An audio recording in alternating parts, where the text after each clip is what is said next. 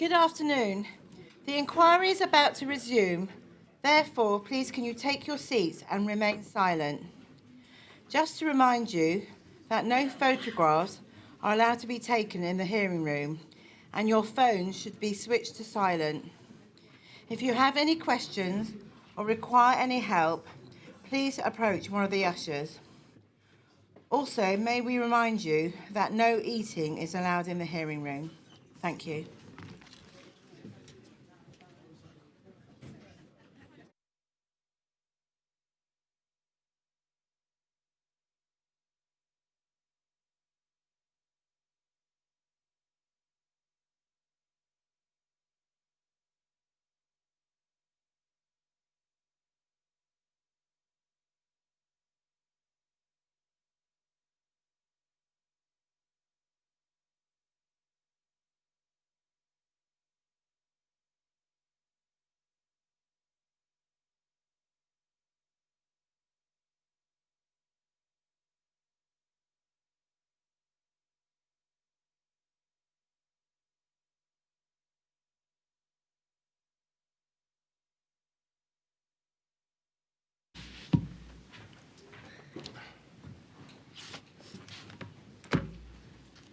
Now then, Mr. Walsh, you're going to make a statement on behalf of the London Fire Brigade. Yes. Good afternoon, sir. Good afternoon, madam.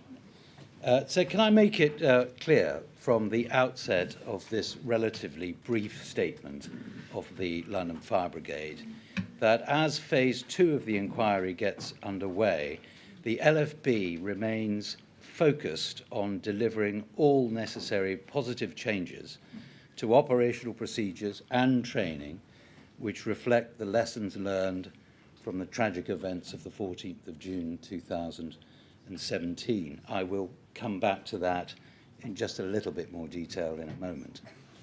Of course, now is not the time for submissions on the content of your very thorough Phase 1 report. There'll be ample opportunity for that in Module 5 when the LFB's operational response to the fire is to be revisited along with broader, including national issues as I understand it. It is enough to say for the present that the LFB's energies are concentrated on the recommendations which you made in that Phase 1 report, which are welcomed by the Brigade, and on seeking to implement them. And with that in mind, the issues and evidence which are to be examined in Module 1 and the modules which immediately follow it are of crucial importance to the LFB's learning process so that positive changes may be fully informed by a clear understanding of how the condition of Grenfell Tower facilitated the development of the fire. So I hope that you will bear with me while I reiterate very briefly a small but crucial point in the Brigade's opening and closing statements for Phase 1, because they're relevant to Module 1 of Phase 2. That point, insofar as they touched upon the fire safety requirements of the building regulations, which require that residential high-rise buildings should be designed, built, and maintained, crucially maintained, to support the stay-put principle. And of course, that is and was, at the time of the Grenfell Tower fire, central to the issues of fire safety which arise in the course of construction or refurbishment of such buildings. I revisit this, in case there is still a degree of misunderstanding in the public arena, as we think there is, about the origins and purpose of the stay-put principle. As certain of the inquiry's experts have pointed out, stay-put is not a principle or policy which was invented by fire and rescue services. Far from it. It is a principle of building design and construction which is bolstered by the requirements of the building regulations. As Dr. Lane emphasized during her evidence in Phase 1, and I quote, "The fire protection measures must be constructed and then maintained to ensure that they are fit for purpose in the event of fire. The stay-put strategy is provided through design, construction, and ongoing maintenance. All building occupants, including the fire brigade, rely on it in the event of a fire. It is the single safety condition provided for in the design of high-rise residential buildings in England. The statutory guidance makes no provision within the building for anything other than a stay-put strategy. Close quote. Now, so that is obviously a statement of incontrovertible fact, which should, in our submission, form the backdrop to the consideration of evidence in Module 1 and beyond. Because, of course, whether we like it or not, the stay-put principle is still the single safety provision for buildings of this kind, for the purposes of fire, of course, within the meaning given to it by Dr. Lane. Obviously, the stay-put principle is dependent upon multiple layers of fire safety measures to support it. And in those circumstances, the LFB submits that the public and emergency services should be entitled to have faith in the efficacy of such a fundamental fire safety requirement. And at the very least, that those who engage in major refurbishments do not do so in a way which radically undermines or even eradicates, as appears to have occurred at Grenfell Tower, tragically, that single fire safety condition. Phase 1 of the inquiry was a robust and thorough examination of the operational response to the fire by the fire service and its partner services. And the LFB trusts, indeed it knows, sir, having heard Mr. Millett's opening, that the inquiry and its experts will apply the same meticulous scrutiny to the questions how and why Grenfell Tower came to fall so far short of these basic regulatory requirements that it was the scene of the worst and most devastating fire in residential premises since the Second World War. A full understanding of how and why the fire took hold and developed, which will be looked at, I know, in Module 2 and beyond, but is relevant to Module 1. How it developed with such rapidity and to such an extent is also of paramount significance to fire and rescue services nationally. That is, if the advancement of policy and training and learning is to be achieved to maximum effect in the interests of public safety and that of firefighters who must be deployed into buildings to carry out fire and rescue duties. So although not strictly pertinent to Module 1, this is an appropriate moment, if you wouldn't mind, for me to gently remind you and the inquiry team that the Brigade is strongly of the view that a detailed smoke, heat and fire modelling project will provide essential information from which fire and rescue services can plan effectively for similar incidents in the future.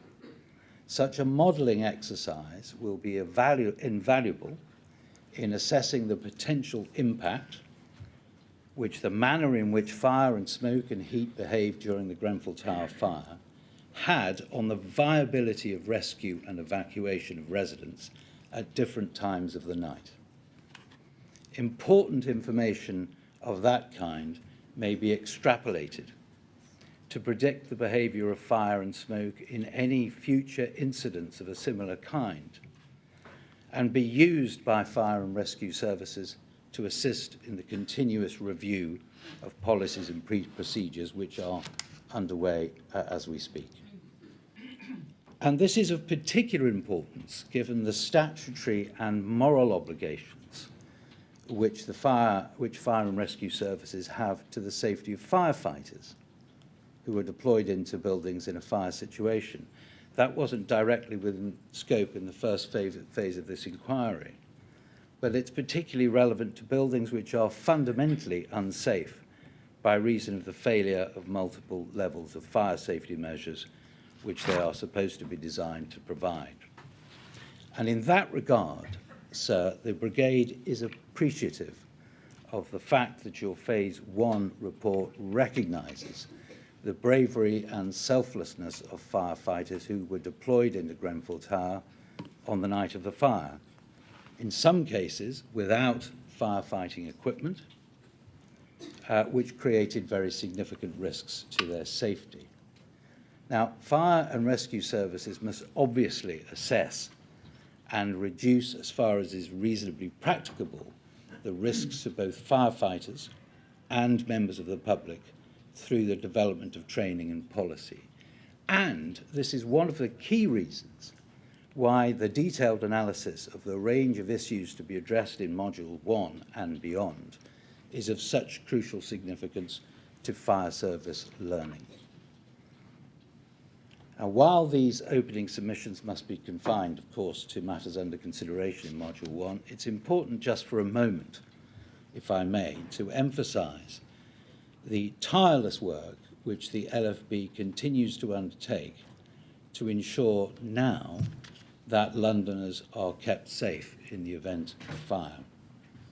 That wide-ranging work, which commenced immediately after the Grenfell Tower fire, has been well documented in statements to this inquiry and in publicly available material provided to stakeholders such as the Greater London Authority. Close liaison with central government has also been at the heart of the LFB's programme, with a substantial investment in terms of finance, time, fire service personnel, to ensure that learning from the Grenfell Tower fire is progressed with expedition.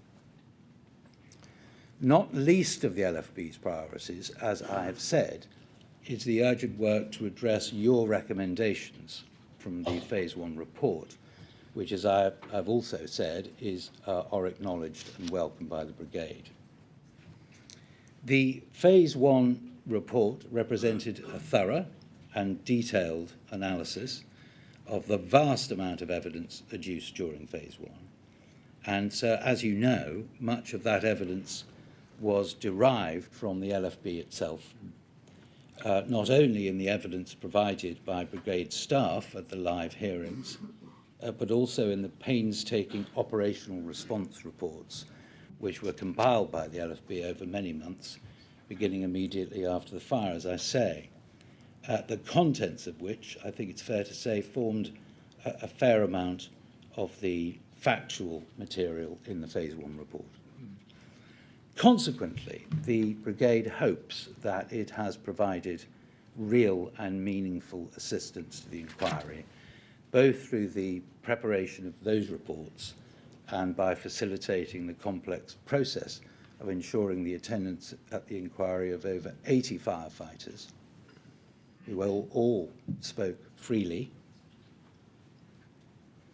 and we suggest candidly and openly about their experiences, and other fire brigade staff who gave oral evidence drawn from written statements made by many hundreds of firefighters who attended on the night.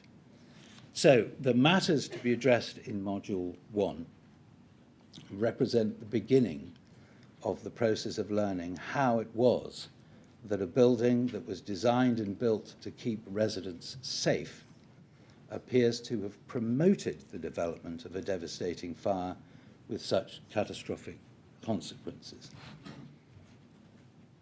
The Brigade, this is very important that I make this point, the Brigade has listened very hard to the findings of the Phase 1 report, and it is committed to working with the Grenfell community to do everything possible to prevent such a tragedy ever happening again. And obviously, it goes without saying, that the Brigade will continue to assist you and your team in the coming months in every way it can. And finally, and here I make no apology for again repeating what we said in the Brigade's opening and closing statements for Phase 1, the LFB, the London Fire Brigade, and all of those who work within it will never forget the appalling impact which the night of the 14th of June 2017 had and continues to have on the bereaved survivors and residents of Grenfell Tower and the surrounding area. And here we join with Ms. Studd's assertion on behalf of the Mayor of London in commending the inquiry for ensuring that they have been and will continue to be central to the inquiry process to ensure that meaningful lessons will be learned and acted upon. So I don't think I could help any further. That's very helpful. Thank you very much.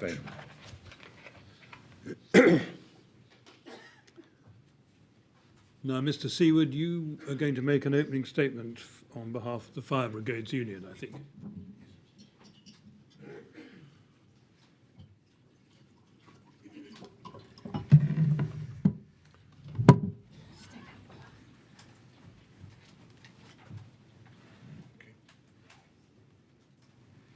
Yes. Thank you, Madam. I'm instructed by Thompson Solicitors, and I represent the Fire Brigades Union and the firefighters, control staff and fire safety officers whom it represents. Our written opening submissions have been disclosed to all call participants, and trusting you and your colleagues have read them, I won't read them out today, but instead focus on a few key issues facing the inquiry. The FBU remains humbled by the suffering of the deceased and the bereaved survivors and relatives of the deceased as a result of the Grenfell Tower disaster, and committed to a full and open inquiry. About the panel, 2 assessors remain for Phase 2, and after Joyce Redfern stepped down, and 1 panel member after the resignation of Benita Mera and Professor Hamdi. The FBU is aware, in light of all the disclosure and the witness statements, of the heavy burden of evidence weighing and decision making that faces the inquiry in Phase 2. And we support the application made by Michael Mansfield QC for your support in encouraging the speedy appointment of another panel member to serve with Turia Estefan. In this connection, the FBU invites you to reconsider recommending the appointment of an independent environmental health practitioner to serve either as a panel member or as an additional assessor. An independent and well-respected expert in the fields of environmental health, social housing and the Housing Health and Safety Rating System under the Housing Act, Part 1 of the Housing Act 2004, would complement the areas of expertise and knowledge of yourself, Ms. Estefan, Professor Nethercott and Joe Montgomery. You may wish to revisit paragraph 3 of the FBU's application of the 28th of November 17 and paragraph 9 of the written submissions that we lodged in support of that same date, in support of that application for the appointment of an independent environmental health practitioner. Such an individual would have experience throughout his or her working life of going into high-rise blocks and listening to the difficulties of those who live in high-rise blocks and writing reports to try and improve the conditions of people living in high-rise blocks. They develop a profound understanding of the people who live in high-rise blocks and the problems that they face. About interim recommendations, the FBU supports Anne Studd QC's submission on behalf of the Mayor to consider these at each module of Phase 2. And the FBU can assure the Chairman that we are doing what we can to progress the recommendations that you've made. I should say before passing on that we agree with all of the Mayor's submissions made on behalf of the Mayor. About the evidence in Module 1, in Phase 1, several firefighters and control room staff who are FBU members were in the witness box for more than a day, some for 2 to 3 days. The FBU hopes the inquiry team will likewise probe witnesses thoroughly in Module 1 on how Grenfell Tower came to be coated in a combustible rain screen cladding system which destroyed compartmentation in the building, both between the flat and the exterior facade and across the facade and over the crown. On the knowledge and training and experience of the professionals and supervisors engaged on the project. You'll recall, of course, the firefighters were asked about their knowledge, and we expect the same to be put to the witnesses in Module 1.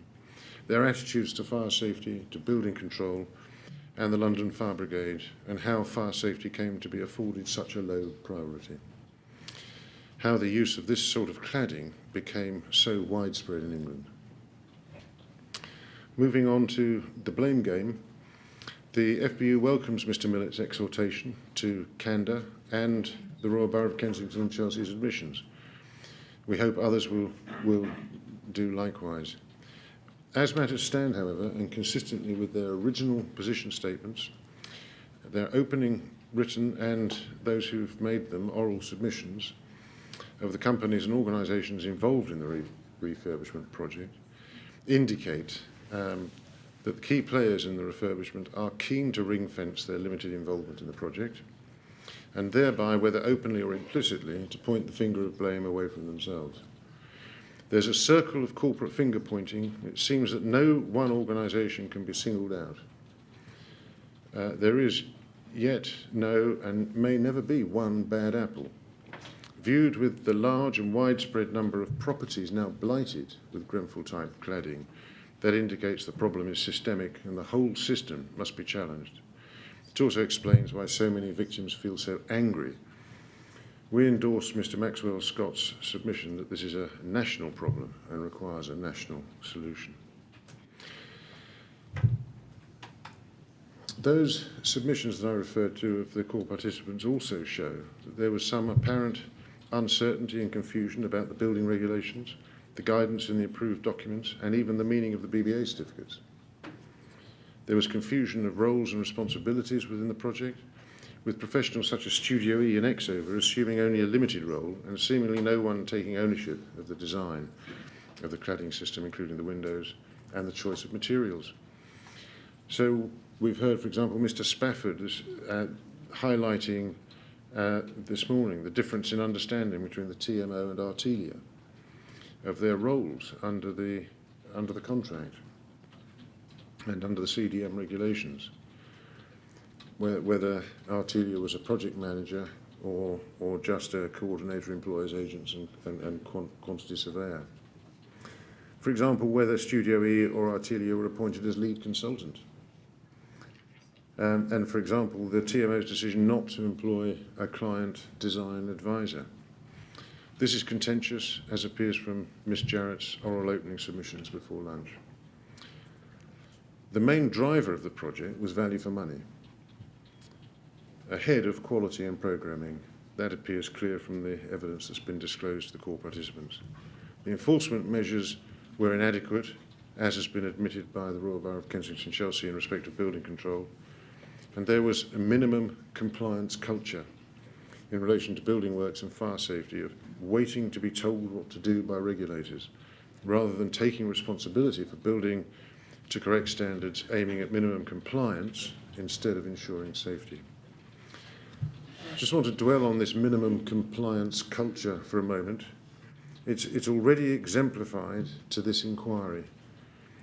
So a few examples. Studio E's assertion made by Mr Popak QC on the first day of this module, it's at page 53 of the transcript, that Ryden tended not to use architects to the extent that other contractors might, and envisaged their role as being more responsive. Exover's assertion that it was more or less left out of any communications or information or details of the proposed cladding system, made by Mr Douglas QC on the second day, and by Mr Verley's internal report for Arconic, I think that's how you pronounce it, Verley, on the 6th of July 11, an internal report cited by Mr Taverner QC for Ryden. Under the heading European Fire Regulation, he noted Rainabon PE in cassette form was classified Euro Class E, but a B class is the minimum required for facade in Europe. He went on, for the moment, even if we know that PE material in cassette has a bad behaviour exposed to fire, we can still work with national regulations who are not as restrictive. And that, you may find, sir, is clear indication that at least some companies appear to have gamed the system, to have taken shortcuts with fire safety, and that must never happen again. Dame Judith Hackett reported her interim report in December 17 and followed it up with her final report in May of 18. And all of this is foreshadowed by her reporting. In her interim report of December 17, Dame Judith Hackett said of the Grenfell Tower fire, this tragic incident should not have happened in our country in the 21st century. I'm sure we all echo that. And her review would provide useful background for this inquiry. And so I hope you'll forgive me if I just remind the inquiry of what she said in this context, insofar as it's relevant to Module 1. She described how the regulatory system covering high-rise and complex buildings was not fit for purpose, leaving room for those who want to take shortcuts to do so. That's page 5 in para 1.6 of her interim report. Amongst her many findings to support that central conclusion, she found enforcement and sanction measures are poor and do not provide adequate means of compliance, assurance, deterrence, or redress for non-compliance. It's paragraph 1.24. Among her key recommendations was there is a need for stronger and more effective enforcement within the system, but this requires the necessary resources to be available and demonstrably independent. Those charged with enforcing must have appropriate enforcement powers. The FBU agrees Dame Hackett's analysis and contends the lack of stronger and more effective enforcement played a key causal role in the Grenfell Tower disaster. That raises the question for this inquiry, we contend, why was enforcement ineffective? The FBU contends that this Grenfell Tower tragedy is a paradigm example of deregulation not working, that companies in the construction industry cannot be trusted to regulate themselves, that over a decade of austerity cuts have reduced the effectiveness of building control and of the fire safety department. In her final report of May 18, Dame Hackett noted fire events since Grenfell. Obviously, there have been many more since Dame Hackett's final report, but she noted the ones until then. And as she said, subsequent events have reinforced the findings of the interim report and strengthened my conviction that there is a need for a radical rethink of the whole system and how it works. This is most definitely not just a question of the specification of cladding systems, but of an industry that has not reflected and learned for itself. That's page 5 of her final report. She listed the key issues underpinning the system failure. And the reason I just summarise those below is because they reflect what I said earlier, and you may find that it's almost a template for Module 1 of this inquiry. So the key issues underpinning the failure of the regulatory regime: ignorance, regulations and guidance weren't always read by those who need to, and when they do read them, the guidance is misunderstood and misinterpreted. Indifference, the primary motivation is to do things as quickly and cheaply as possible rather than to deliver quality homes which are safe for people to live in. When concerns are raised by others involved in building work or by residents, they are often ignored. Some of those undertaking building work fail to prioritise safety, using the ambiguity of regulations and guidance to game the system.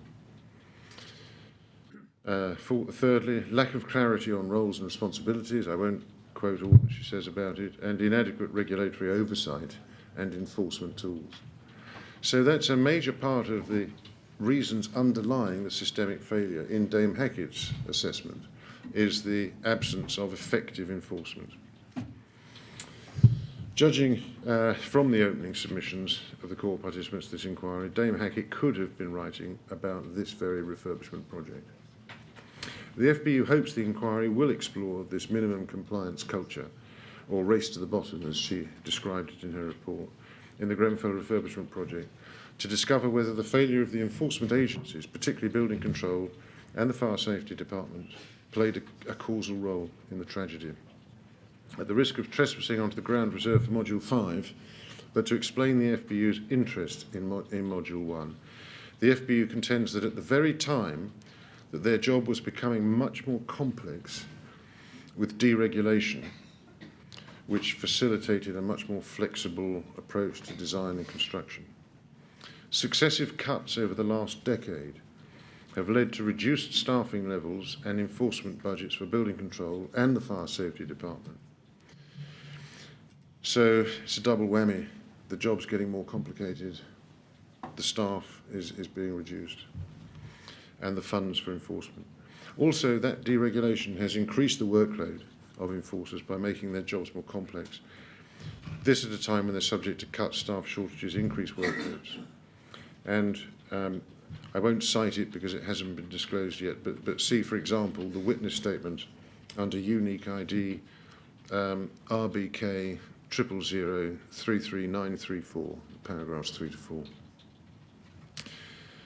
As Dame Judith Hackett says at paragraph 3.23 of her interim report, having a performance-based system which relies on sophisticated judgments places increased reliance on the competence of those undertaking the design and construction of the buildings and the skill and rigour of the regulators verifying the quality of the work that's done. So the current regulatory regime allows greater flexibility in design and construction, but as the statistics show, the enforcement authorities have denied a commensurate increase in resources to provide and train enough building control officers to do the extra work involved. The same applies to the fire safety department. There was obviously ineffective enforcement of the building regulations in this refurbishment. The FBU contends that poor enforcement encouraged the minimum compliance culture that I spoke of earlier, which enabled the companies involved in the project to game the system, take shortcuts and create this fire hazard. The FBU contends the inquiry should explore whether deregulation and cuts to building control and the LFB, particularly the fire safety department, materially contributed to the failure of effective enforcement of the building regulations in the course of this refurbishment project.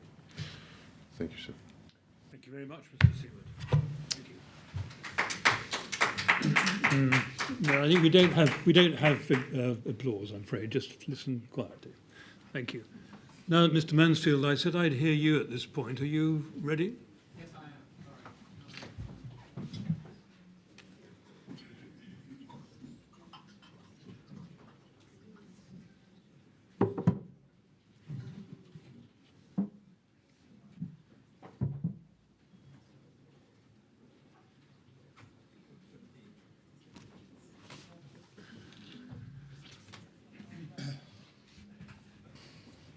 Yes, Mr. Mansfield. So, Madam, may we thank you for the opportunity. I'll be very brief. But the timing of this application on behalf of certain corporates with regard to whether they will answer questions or have immunity, both are linked, in relation to those questions, is highly reprehensible and highly questionable, coming on the eve of evidence. There's been plenty of time for this to have been considered, as it does normally in inquiries and inquests, with many weeks to go before you actually get to the evidence.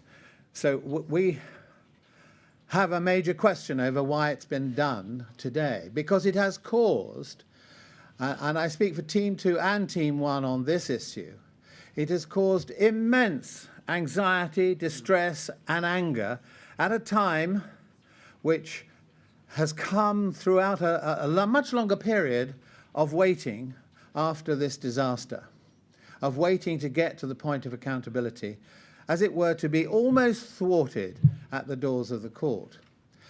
As far as that is concerned, therefore, I'm not at this moment going to go into the substance of it all, merely to ask for your indulgence in a couple of ways. One of them is that we don't seek to delay this hearing or these hearings at all. There is no desire. I entirely support your desire to conclude these matters within a reasonable time frame. However, as you are aware, Team 1 and Team 2 comprise a very large number of BSRs, many of whom or some of whom don't live in London, some live abroad, and getting them together, they're not all here today, getting them together so that they can be spoken to together rather than in a piecemeal fashion over telephone calls and so on, is a task which we would not engage in if this was a minor matter. You will appreciate, of course, that this decision will have far-reaching effects for the quality and nature of this whole inquiry. So therefore, explaining what the repercussions are of the various options that are open to the families to, as it were, contribute to you and your panel member's decision is something which is taken very responsibly. Now, so far as that is concerned, we've already begun the process. However, we're sitting tomorrow, and we're not suggesting the application shouldn't be made tomorrow. We would ask that they do make, those who want to make this, and so that we can see whether the terms of what is said tomorrow on their behalf measures with the written material we've already been provided with, and then we can make sensible measures to advise those people. We can't do it tomorrow afternoon, unfortunately, but so you know the proposal. There's going to be an attempt to, as it were, hire a public building in London, not far from here, where they will all gather. Those of us, as it were, who represent the BSLs have talked about this.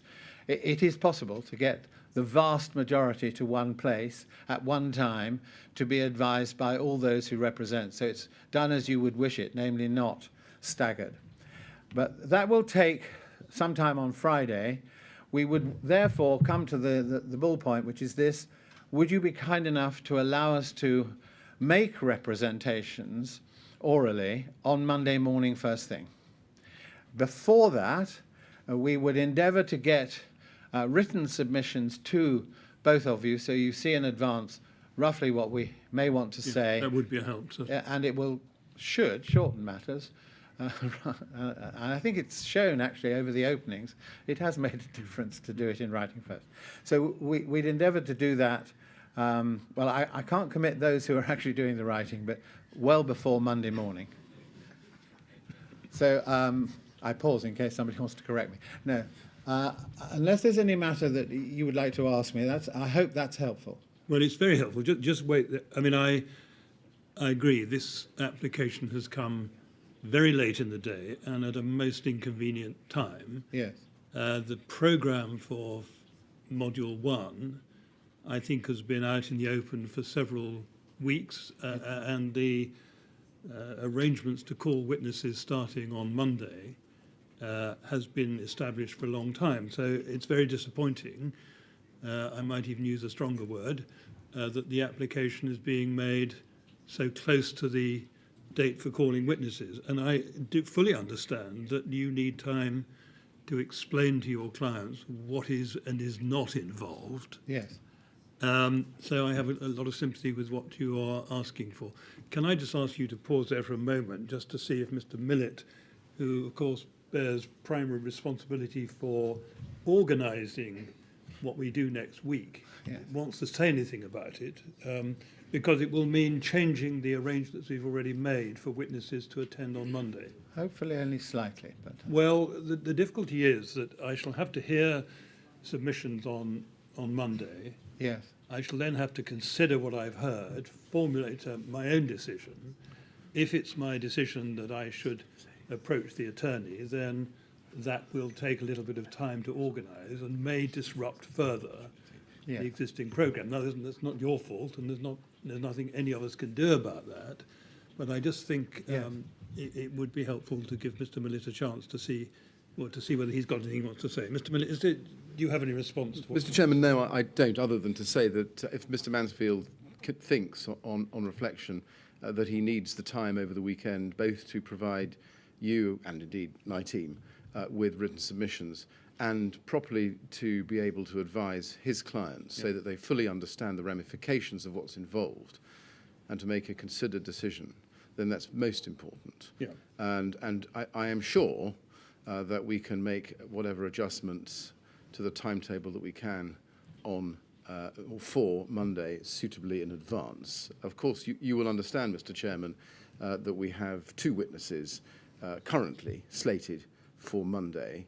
But if we start a little bit later on Monday and there's a small impact on the timetable, if it's to hold up, then that can be accommodated. Can I just say something else? Mr. Mansfield mentioned hiring a hall somewhere. All I would do is extend the invitation to him to come to talk to us after this to see whether this room might be available. I speak without any instructions at all, but it does seem to me to be inconvenient to the BSRs to have to find somewhere else. Yeah. Well, that's a good idea. Yes, thank you very much. Well, that's very helpful. Thank you. Most obliged. Well, Mr. Mansfield, as I've already said, I do understand the difficulties you have in explaining to your clients, Yes. of whom there are very many, of course, what this proposal involves and what it does not involve. Yes. So what I'm going to say is, yes, I'll hear the application tomorrow afternoon, as I indicated this morning.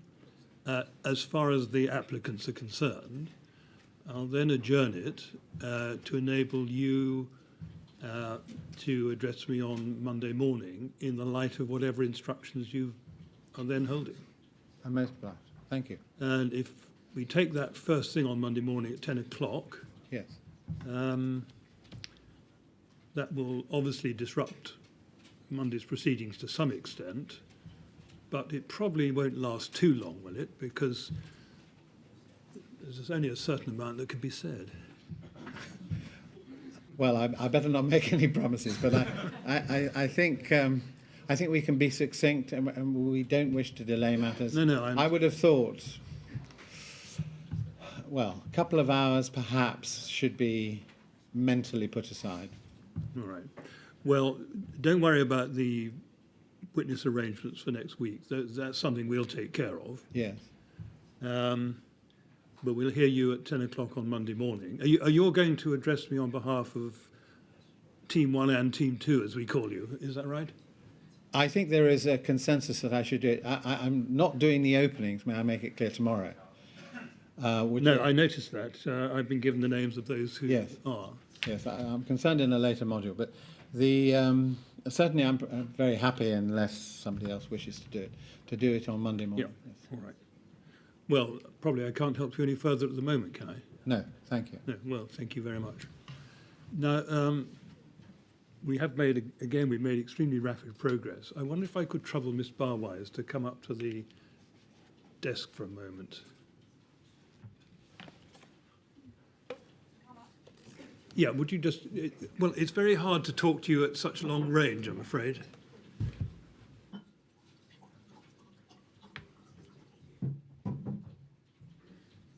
And the reason I asked you to come up is because we've now got to the end of the business that was scheduled for today. Yes. But as we've just been discussing, we've got additional business to fit in tomorrow afternoon. Yes. At the end of a day in which, by my reckoning, we've got 3.5 hours opening statements scheduled. And I was going to have the temerity to ask you whether you are ready to go this afternoon, or would be if I were to adjourn now for a quarter of an hour to give you time to collect yourself. Yes, perhaps a quarter of an hour, so that I can make sure I've. But I don't want to put you under any pressure if you're... I know you will have been expecting to address us tomorrow. Yes, I was. But it seems a shame at 2:45 to Yes. have another short day. And I totally understand that. The only thing I would just like to check with my solicitors is I know that some clients had planned to come tomorrow for our opening, and that does give me a little difficulty. Right. In answer to your question, I understand your timetabling. I'd be more than welcome to oblige, but I think there is just that issue that many have made Well, that's plans. a very, very proper consideration. So I'm not going to put you under any pressure. And indeed, you might not want to say everything that you need to say today. But I was going to add a few things Yes. in light of events. Well, look, we'll rise for a quarter of an hour. Yes. We'll sit again at 3 o'clock. At that stage, you can tell me how you're placed, and you can take instructions in the meantime, and then we'll see where we go. Most grateful. But although I'm anxious to use the time available, I'm equally anxious not to put you in a difficult position. I'm most grateful for that, sir. And just to say to you that on Monday, when you hear the application, we would probably make some very short observations, but they would be brief. All right. Well, we'll rise now then and come back at 3 o'clock, please. Most grateful.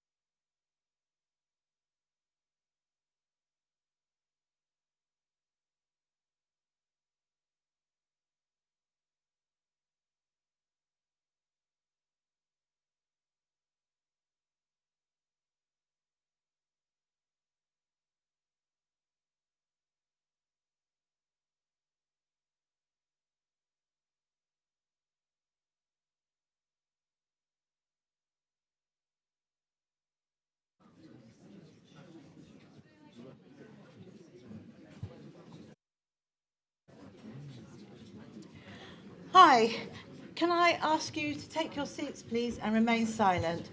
We are about to resume. Thank you.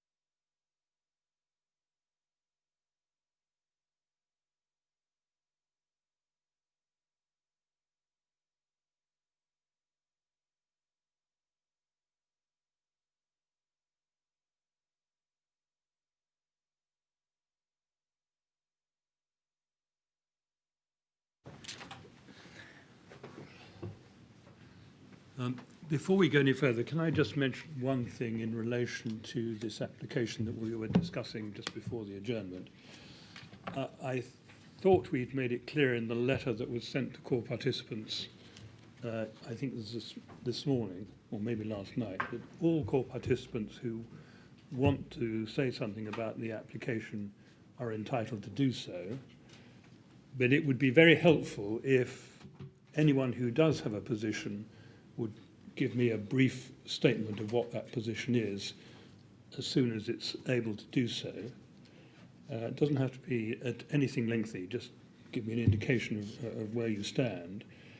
It would also be very helpful if you want to address us orally on the application, that you make that clear and give me a rough indication of how long you think you might require for that purpose. Then we can plan for the application in what I hope will be a satisfactory way. Now, Ms. Barwise, I'm sorry, I put you on the spot earlier on. So where is... I'm most grateful for the time, sir. The position is that there are lots of clients who are coming tomorrow especially. I believe that's also true of T2 as well. So I'm afraid I personally would prefer not to for that reason. Right. But of course, grateful for the opportunity, but I'm afraid I can't. No. Well, I do understand. And if people are coming tomorrow because they expect you to be on your feet, then they mustn't be disappointed. I'm most grateful. I hope they won't be. I'm sure they won't, right. All right, well, in that case, we have reached the end of the programme for today. Again, we've done so rather more quickly than we thought was going to be the case, but there it is. We have to stop there, and we'll resume tomorrow at 10 o'clock when we shall see you again, Ms. Barwise. Most grateful, sir. So, right, 10 o'clock tomorrow, please. Thank you.